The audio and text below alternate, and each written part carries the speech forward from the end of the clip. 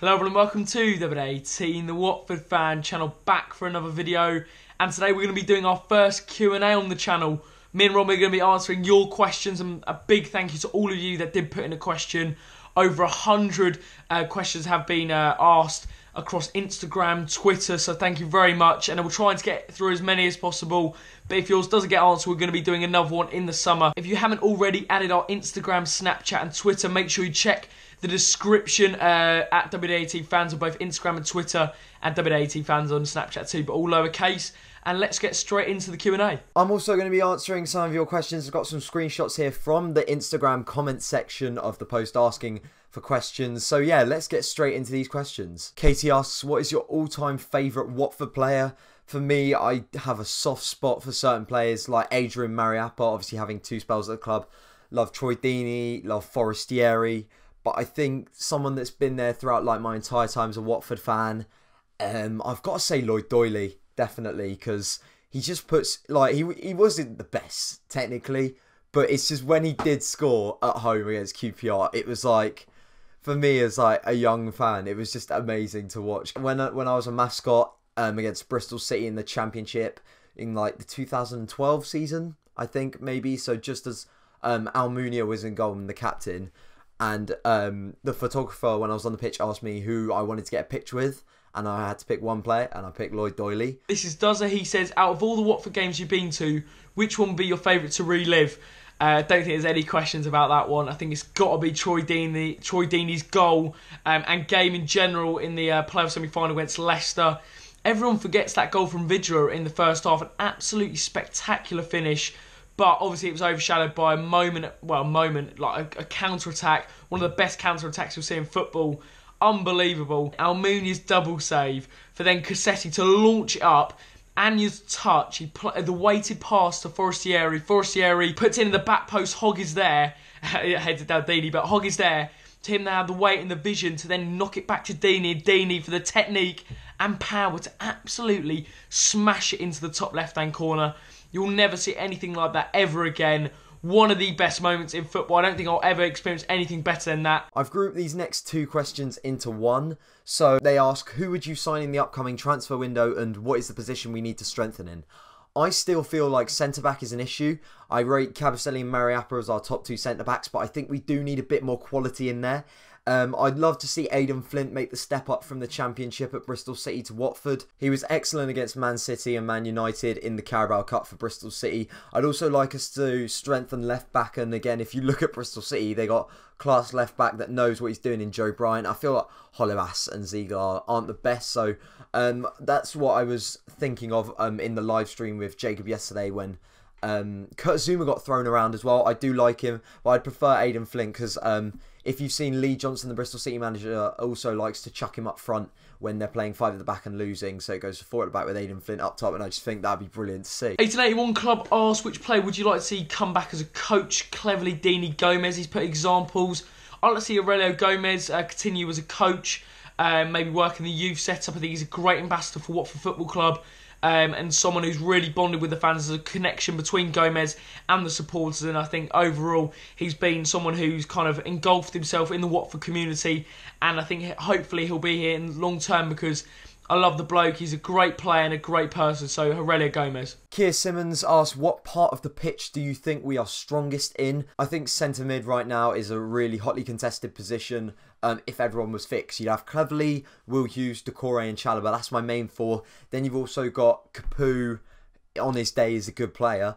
And then you have Pereira, depending where you want to play him and whether it's like an attacking mid or out on the wing. So yeah, I think we don't need to buy any centre mids. We bought Undong in January and he hasn't played, surprise, surprise. But yeah, I think that is a very strong position for us at the moment. At Simon Holland 2 says, rumours starting of an expansion of Elton John stand. Is it good or bad with our size of a fan base?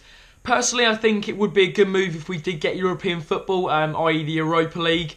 That would be a good move because I think we'd get more fans in from outside of Watford who'd want to come and see a game. We do sell out Vicarage Road and when we play a top 6 side, but Obviously, not every game we do that. But I think maybe if we do get Europa League and we sustain that over a couple of seasons, I think 30,000 expansion would probably be a good idea. So I'd be up for that. I think it would be a really good progression for the club. We've gone for the Championship, getting the Elton John stand and the Premier League consolidate.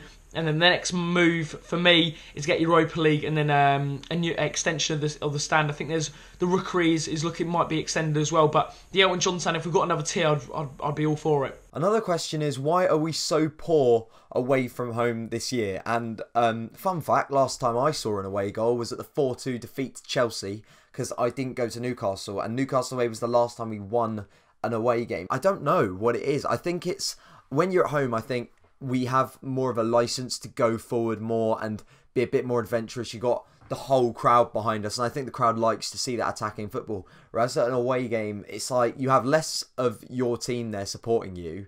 You have less of your fans, but I don't know, we seem to want to set up for draws and stuff and then maybe try and nick it.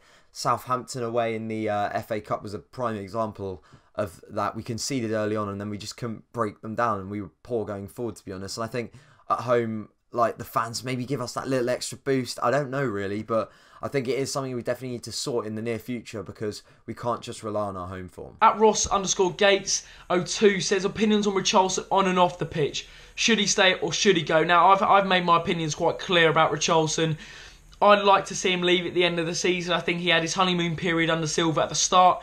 He's getting tired. He doesn't really want to be here. Attitude isn't the best, so I wouldn't mind seeing the back of him. Clearly he came for Silva. Silva actually called him as he was on his way to Ajax to say, come over, come to Watford. We need you, as they both speak Portuguese. And he obviously was loving it under Marcus Silva. When he left, he put that angry emoji out, and he hasn't really been the same since. Gracia's kind of schooled him, taking off 60 minutes pretty much every game. So I think he wants to leave. I wouldn't mind if he left. Hopefully get 25 million for him. Katie asks, if you could interview any player and manager in the world, who would they be? Now, I could go close to home and say Troy Deeney, but I've seen him do loads of interviews, so I kind of know already, if you know what I mean, like the sort of stuff, like he's so down to earth. He's done a podcast, I think, with True Geordie that might be coming out soon somewhere. Player and manager for me, I definitely want to talk to Ibrahimovic. I know I didn't say I didn't like Ronaldo's cockiness, but Ibra's cockiness is just on another level, and it's just some of the quotes he comes out with is absolutely amazing. Manager-wise, Pep Guardiola, just because like he's the best manager in world football at the moment, I think, for me. At Flawless Feminine asks, what areas of the team need improving, and who would you like to see come in the summer? In terms of positions, we need a new centre-back, a quick centre-back as well, because we're lacking the pace in our back line. We need a new left-back, we need a new striker.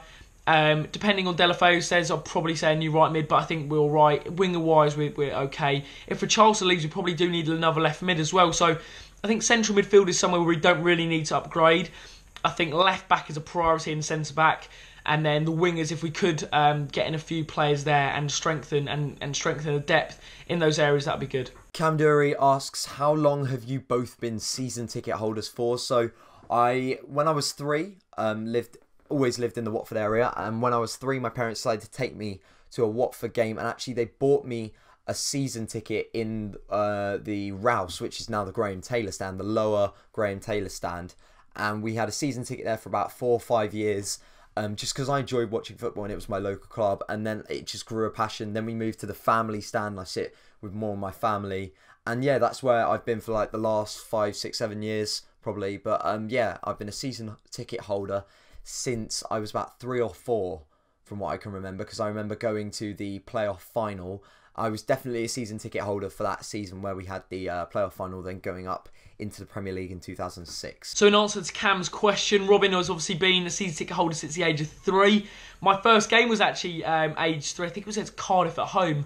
Apparently I cried the whole way through it. Don't know whether that's a sign of the football being played or me just being a bit of a whinger, but my first season as a Watford fan, as a season ticket holder, was 2006-07 in the Premier League. It was a weird one. We were expected to go down and we did in the end. Some really good games. I remember Portsmouth at home when we won 4-2. But there was a few nice moments in that season, and it kick-started me as a Watford fan. Since then I've been a season ticket holder.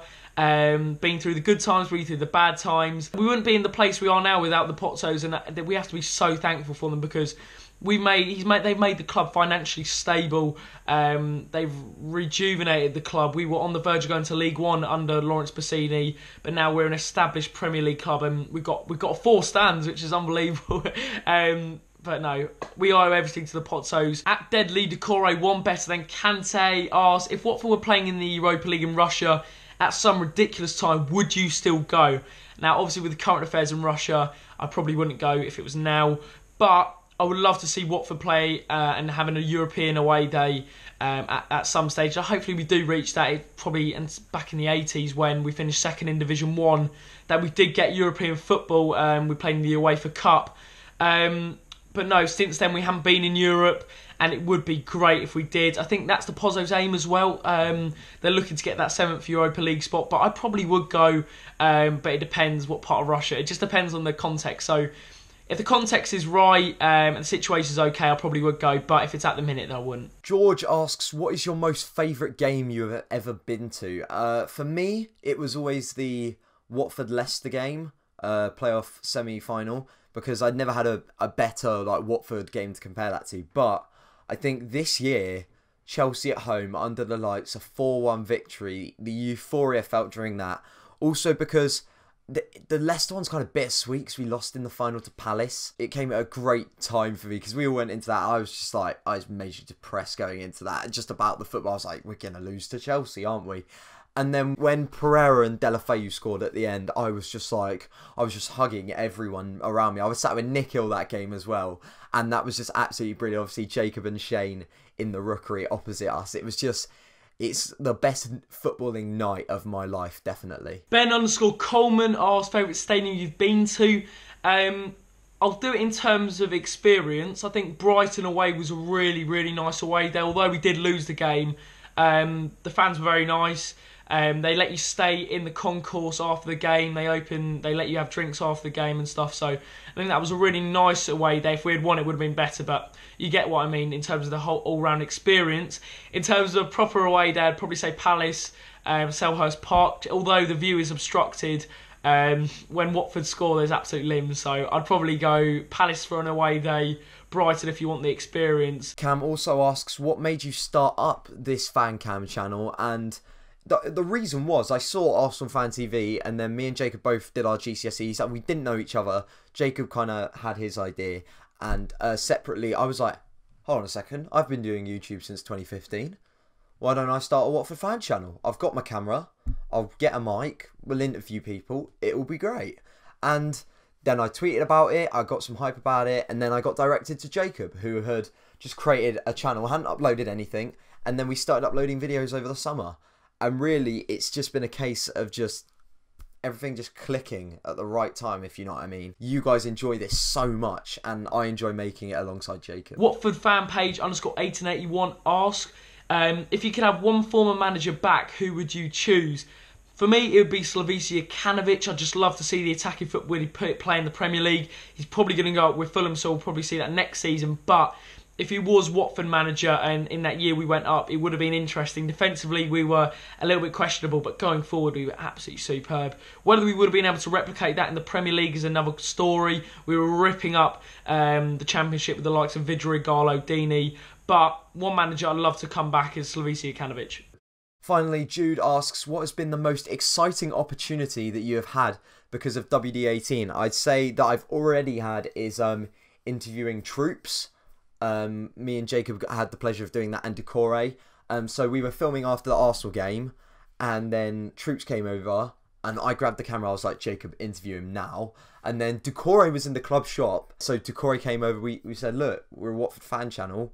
Can you do a quick interview with us? And even though it was only like 50 seconds, a minute long, he took the time out. It had been an exhausting game for him. There's two for me. Number one is becoming the Watford vlogger for 90 Min Football and becoming the Watford fan that expresses his views and opinions on the games, vlogs the games and stuff, which is an absolute honour. I really didn't expect to get the opportunity. And also the other one is getting an interview by Watford as a result of WD18.